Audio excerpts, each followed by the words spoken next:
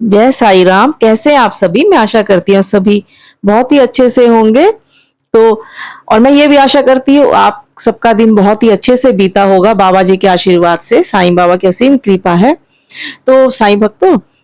आपने अक्सर ये लोगों को कहते हुए सुना होगा या तो फिर आपने भी कई बार इस बात को बोला होगा, हम सबने बोला है कि पता नहीं भगवान हमारी परीक्षा कब तक लेंगे, आखिर हमारी परीक्षा कब तक चलती रहेगी, कब तक वो समय कब आएगा कि जब हमारी परीक्षा समाप्त हो जाएगी। तो क्या कोई ऐसा भी कोई तरीका है कि भगवान हमारी परीक्षा वाकई में ले रहे हैं? तो ये जानने का क्या कोई ऐसा कोई तरीका है? ऐसा तरीका बस यही है कि कुछ ना कुछ हमें ऐसे कोई ना कोई ऐसी घटनाएँ हमारे साथ में ऐसी होती, कोई ना कोई हमारे साथ में ऐसी बातें ज़रूर होती हैं, जिनसे हम ये बिल्कुल हम पक्के तौर पर कह सकते हैं कि हाँ, भगवान, हमारे साईंनाथ, हमारे ईश्वर जिनको भी हम मानते हैं, वो हमारी परीक्षा ले रहे हैं। देखिए, परीक्षा तो खैर होती ही होती है। जो भी सच्चे भक्त होते हैं ना, उनकी परीक्षाएँ तो बिल्कुल ही होती है। तो कुछ ऐसी जो बातें जो मैं आपको बताऊँगी, मैं अपने स्वयं के अनुभव के आधार पर मैं आपको ज़रूर बताऊँगी और जो भी भक्त जो भी हैं, जो भी जितने भी साईं भक्त हैं विशेष रूप से आप देखेंगे कि उनकी मैं ज़्यादातर बात करूँगी, जो भी साईं भक्त हैं और भी जो भी जिन भी भगवान को आप मानते हैं, निश्चित रूप से सभी ईश्वर एक ही है, सबका मालिक एक है, जिनको भी आप मानते हैं, तो वो लगभग जो बातें उनके साथ में होती हैं, वो लगभग एक ही जैसी होती हैं। और ये मेरा अपना स्वयं का भी अनुभव है क्योंकि जब तक मैं हम खुद मेरा अपना अनुभव है, मेरे अपने घर के सदस्यों का अनुभव है और भी जो भी जानने वाले लोग हैं और जितने भी साईं भक्त हैं जिनका भी जीवन जो मैंने देखा है करीबी से, जिनको भी मैंने देखा है, मैंने पाया है कुछ विशेष बातें होती हैं उनके साथ में, परीक्षाएं जरूर होती हैं क्योंकि भगवान भी तो देखते हैं ना कि मेरा सच्चा भक्त कौन है जो परिस्थितियों से हार नहीं मानता है और मेरी ही बिल्कुल मुझे सच्चे दिल से मुझे प्रेम करते हैं। ये तो भगवान भी तो देखते हैं ना, है ना? तो सबसे पहली जो बात जो होती है तो उसी विषय में मुझे लगा कि आज का जो है वीडियो निश्चित रूप से आप एक वीडियो इस विषय पे ज़रूर बनाना चाहिए कि हमें कैसे पता लगे कि भगवान हमारी वाक़ई में परीक्षा ले रहे हैं। तो सबसे पहला देखिए ये होता है जब भी हम जैसे मान लीजिए हम बाबा, जैसे कि मैं अपनी बात बताऊँ, जब से मैं साईं बाबा को जब से मैं दिल से जब मैं मानने लगी, दिल से जब मैं मानने लगी, बाबा के ऊपर मेरी आस्था जब से बढ़ने लगी, तो सबसे पहले तो ये होता है कि पूजा पाठ में खूब मन लगता है और जो भी है ना सब लगभग सभी के साथ में मैंने देखा है, जो भी जितने भी साईं भक्त हैं, साईं भक्त तो बहुत सारे हैं मेरे अपने जानने वाले इतने सारे साईं भक्त हैं। पूजा में शुरू में खूब मन लगता है, खूब मन करता है कि हम बहुत सारी पूजा पाठ करें, ये इस तरह से समय बहुत अच्छा लगता है और हमें कई प्रकार की अनुभूतियाँ भी होती है उस समय में। कई प्रकार के हमें ऐसे संकेत मिलते हैं कि जैसे बाबा स्वयं आ चुके हैं हमारे घर में और कई प्रकार के ऐसे लक्षण और संकेत पाए जाते हैं। इसके विषय में तो खैर मैं पहले एक वीडियो में बना चुकी हूँ। तो कौन-कौन से लक्षण होते हैं कि पता चल जाता है कि निश्चित रूप से साईं बाबा हमारे हमारे साथ में, बाबा का आगमन हो चुका है हमारे घर में। तो ऐसे कई लक्षण ज़रूर मिलते हैं, है ना? तो इस वक़्त आपको भी ज़रूर ऐसा हुआ ही होगा, सभी के साथ मुझे पूरा विश्वास है। बहुत पूजा में खूब मन लगता है और बहुत अच्छा लगता है। तो इस तरह से समय बीतता जाता है। फिर धीरे-धीरे ना कई बार एक समय ऐसा आता है, कुछ समय के बाद में कोई फिक्स टाइम नहीं है, किसी-किसी को हो सकता है 6 महीने के बाद में, किसी को हो सकता है साल भर में, किसी को 2 साल में, कोई फिक्स टाइम नहीं है। ऐसा कई बार ऐसा होता है कि अचानक से ना एकदम आलस सा आ जाता है। जैसे ना जैसे लगता है कि जैसे मान लीजिए अगर आप काकड़ आरती करते होंगे, सुबह-सुबह उठ के सबको पता है कि काकड़ आरती करते हैं जो लोग, तो कई बार ऐसा लगता है कि चलो ठीक है यार, रोज तो हम करते हैं, आज अगर थोड़ा सा लेट कर ले तो कोई दिक्कत नहीं होगी। मतलब कहने का मतलब है कि आलस सा आ जाता है कि हम तो रोज इतनी पूजा पाठ करते, एक दिन नहीं किया तो क्या हो जाएगा, है ना? तो इस तरह की बातें आलस हावी हो जाता है। केवल इसी में ही नहीं, यहाँ तक कि ऐसा लगता है कि जो काम मान लीजिए जैसे स्वभाव आपका ऐसा नहीं है कि टालने वाला स्वभाव नहीं है, फिर भी कई बार ऐसा मन में आ जाता है कि चलो ठीक है, आज नहीं करते हैं, कल कर लेंगे, बाद में देख लेंगे, कर लेंगे, हो जाएगा। इस प्रकार की भावना, जो आलस की भावना जो है ना हावी होने लगती है।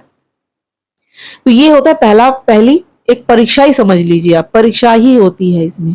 कि पूजा में अचानक से ना लगता है कि चलो ठीक है, रोज तो करते हैं, मतलब पूजा में मन कुछ हटने सा लग जाता है। लेकिन लेकिन जब आप इस भावना पे जब आप काबू पा लेते हैं, जब आप पूरे संकल्प के साथ जब आप अपनी पूजा पाठ को जारी रखते हैं, अपनी सेवा को जारी रखते हैं, आपका अपने स्वभाव में आलस को हावी नहीं होने देते हैं, तो ये जो पहली परीक्षा बहुत बड़ी चीज होती है, जो आलस पे काबू पाना। कई लोग तो इसी चीज में जो हार मान जाते हैं, पूजा पाठ का त्याग कर लेते हैं। हाँ, हम पहले तो करते थे, बस फिर मन नहीं करता था, है ना। कई बार ऐसे भी मैंने कहते हुए सुना है, हम करते तो थे लेकिन अब फिर हमारा मन नहीं किया, लगता है क्या फायदा है पूजा पाठ करने से, अब बस अब मन नहीं किया, बड़ा आलस आता है। तो इसी चीज पे वो जीत नहीं पाते, पहला पड़ाव में ही वो हार मान जाते हैं बहुत सारे लोग। लेकिन हम और आप जैसे ऐसे भक्त है, बहुत कई कई कई भक्त ऐसे हैं जो कि इस भावना को अपने ऊपर हावी नहीं होने देते, और पूरे दृढ़ संकल्प के साथ में, पूरी निष्ठा के साथ में जो है, जैसे आलस आता है, मन नहीं करता, मन ना होते हुए भी वो जरूर वो अपने अपनी जो सेवा को जारी रखते हैं, पूजा पाठ आदि जो भी वो कार्य करते हैं, चाहे कोई पाठ करते हैं, अपना अपना जो भी कार्य करते हैं, पूजा पाठ से संबंधित नाम जाप करते इत्यादि, भजन कीर्तन, उसको जारी रखते हैं। ये हो गया पहला पड़ाव। उसके बाद ये पहले परीक्षा, ये यूं समझ लीजिए। फिर दूसरी परीक्षा क्या होती है कि बहुत बड़ी चीज होती है कि जैसे ही आप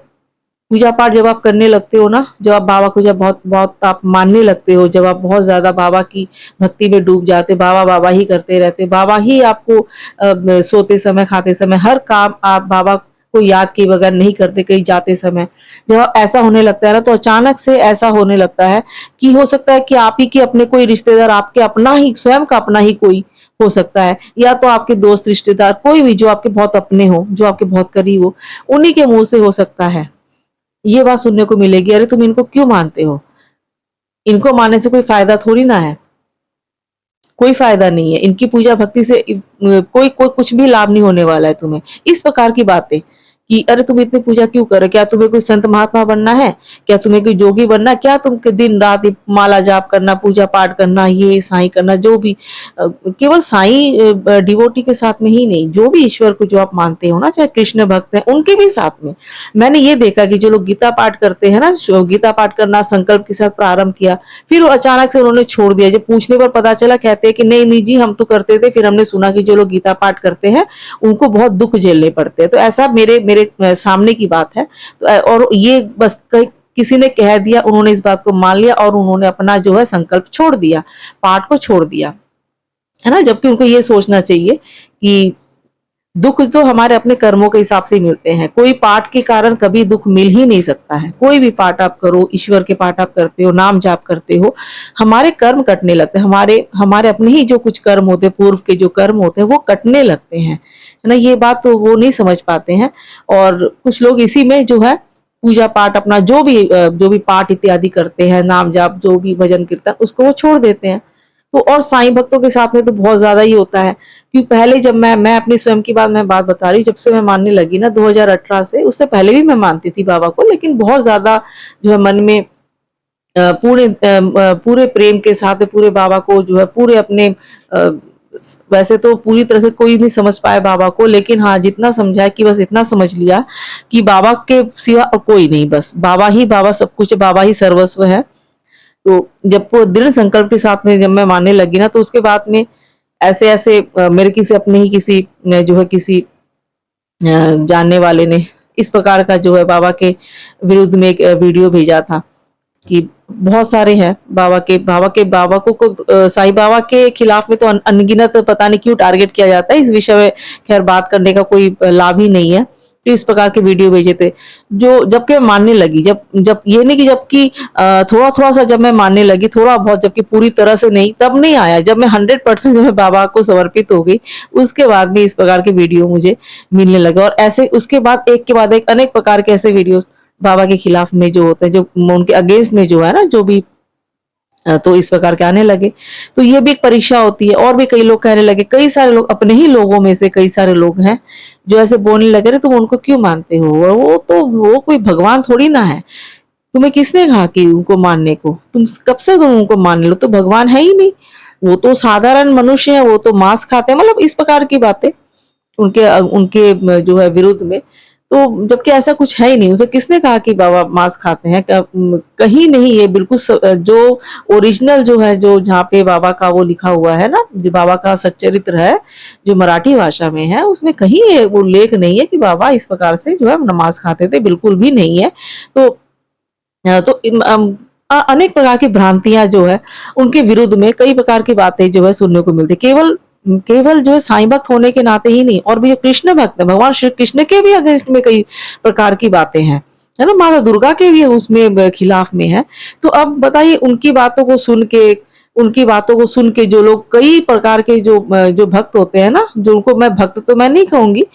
वो सुन के उनको बाबा की भक्ति को या अपने इष्ट की भक्ति को छोड़ देते हैं कि अरे उनकी भक्ति क्यों करते हो, कोई फायदा नहीं है, कुछ नहीं देने वाली, ये तो दुख के सिवा तुम्हें कुछ मिलेगा ही नहीं इनकी भक्ति अगर तुम करोगे तो।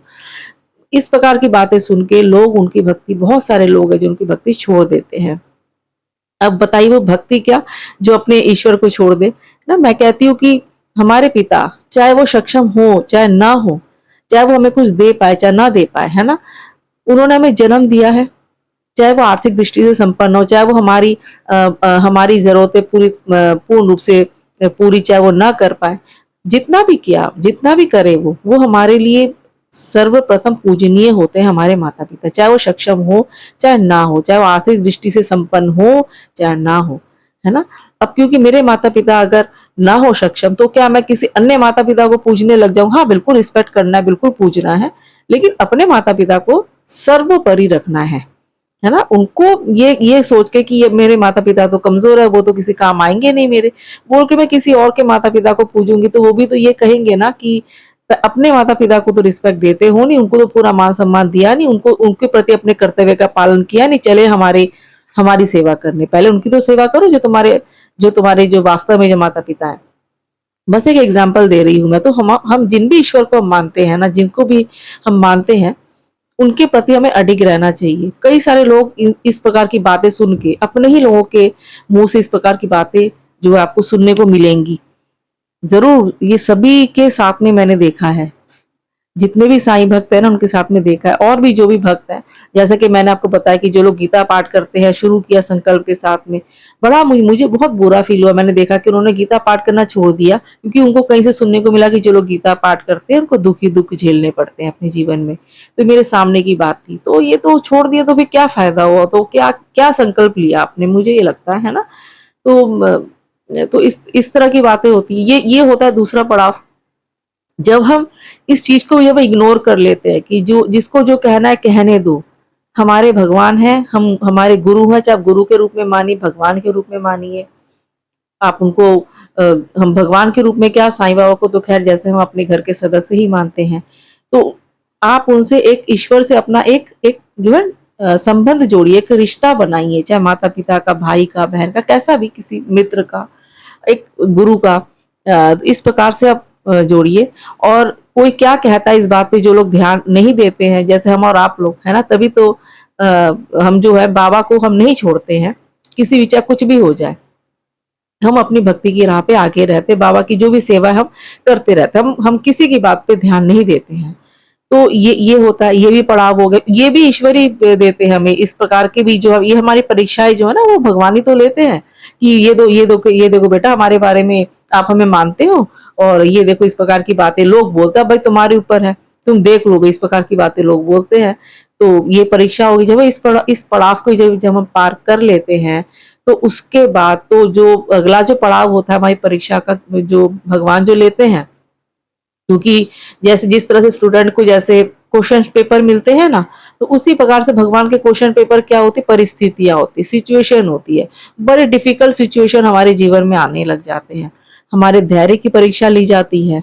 हमारे ऐसे अचानक से आप देखोगे कि हमारे ना एकदम से, जैसे पूजा पाठ आप कर रहे हो, अचानक से ना एकदम ऐसी बातें होने लगती जो हमें नहीं चाहिए अपने जीवन में, जो बातें हमें पसंद नहीं है, ये कह लो कि कुछ बुरे दुनिया की जैसे शुरुआत होने लगती है, जो हम नहीं चाहते हैं, उस प्रकार की परिस्थितियों का सामना हमें करना पड़ता है। ऐसे लोग हमारे जीवन में आ जाते हैं जिन्हें हम कभी भी नहीं चाहते हैं, जिन्हें हम अवॉइड करते हैं, उसी तरह के लोगों से हमारा सामना होता है। कुछ ऐसी बातें होती है जो हमारे जैसे काम बिगड़ने लगते हैं, या यू मतलब जैसे कि ना कि बड़ी मुश्किल दिनों से हमें गुजरना होता है। तो फिर हम अब फिर से वही बात होती है कि लोग फिर से बोलने लग जाते हैं, अरे तुम तो इतनी भक्ति करते हो, इतनी पूजा पाठ करते हो, इतना मानते हो अपने साईं को, अपने भगवान को, तो उन्होंने क्या दिया तुम्हें? तुम्हें दुखों के अलावा तुम्हें क्या मिला? इतनी कठिन परिस्थिति उसके बाद भी तुम्हारे साथ ऐसा हो रहा है। तो परिस्थितियों के रूप में हमारे धैर्य की परीक्षा ली जाती है, हमारे संयम की परीक्षा ली जाती है, और ऐसे-ऐसे ऐसी भी बातें होती है कि जैसे कि होता है ना शॉर्टकट में, वैसे शॉर्टकट में सफलता पाने का, लेकिन जैसे होता है ना बिना मेहनत की सफलता पाने का, इस प्रकार के भी अपॉर्चुनिटी, इस प्रकार के भी जो है हमको जो है मौके हमें मिलते हैं, जो कि हमारी परीक्षा का ही एक हमारा पार्ट होता है। ये भी हमारी परीक्षा होती है कि हम अपने लालच पे काबू पाते हैं कि नहीं, धैर्य हमारे अंदर कितना है, अपने गुस्से पे काबू पाते हैं कि नहीं, हम अपने आलस पे काबू पाते हैं कि नहीं, है ना? तो इस प्रकार की परीक्षाएँ परिस्थितियों के रूप में हमारे सामने आती है। जो परिस्थितियाँ जो होती है वो क्वेश्चन पेपर होता है भगवान का, और उसको भी हमें जो है पार करना होता है। परिस्थितियों को हमें किस प्रकार से हम हैंडल करते हैं, किस प्रकार से हम टैकल करते हैं, ये सब परीक्षाओं का पार्ट होता है। ये बहुत ही जो है कठिन सबसे कठिन पड़ाव होता है। ये परिस्थितियाँ जो होती है ना, ये सबसे ज़्यादा कठिन जो है भगवान की दी हुई जो परीक्षा होती है। और जब हम पार कर लेते हैं, तो फिर हमें एकदम से आप देखोगे कि हमारे अच्छे दिनों की शुरुआत होने लग जाती है। तो अच्छे दिनों की शुरुआत से भी पहले जो हमें ना कुछ न कुछ पहले ईश्वर संकेत ज़रूर देते हैं। बहुत प्रकार के जो है कुछ ऐसी बातें होने लग जाती हैं, जो हमें पता चल जाता है कि अब हमारे जो है परीक्षाओं की घड़ी समाप्त हो गई है। हमारे परीक्षा भगवान जो परीक्षा ले रहे थे, वो समाप्त हो गए हैं, और हमारे जब अच्छे दिन शुरू होने वाले होते हैं ना, उसके कुछ जो है हमें कुछ ऐसी घटनाएँ, कुछ ऐसे लक्षण हमें मिलने लग जाते हैं। तो वो क्या बातें होती हैं उसके बारे में मैं आपसे अगले वीडियो में बात करूँगी। तो आशा करती हूँ आपको आज का ये वीडियो ज़रूर अच्छा लगा होगा। तो चलिए हम मिलते हैं फिर अगले वीडियो में, तब तक के लिए ओम साई राम, जय साई राम।